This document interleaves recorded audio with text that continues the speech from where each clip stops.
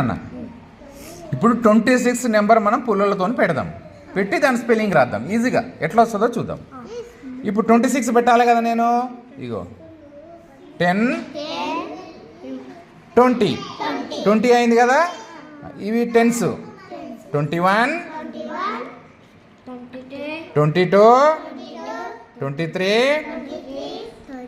24 25 26 ఓకేనా. 10 10 20 ఇవి 6 26. మరి నేను 26ను ఇట్లా రాసుకోవచ్చా? ఫస్ట్ ఈ 20 రాదునా, 20 తర్వాత ప్లస్ ఏం రాయాలి? ఈ 6 రాయాలి. ఇప్పుడు స్పెల్లింగ్ చూడండి. ఫస్ట్ ఈ 20 రాద్దాం. TWENTY 20. నెక్స్ట్ ఏం రాయాలి? ఈ 6 రాయాలి. SIX 26. ఇట్లా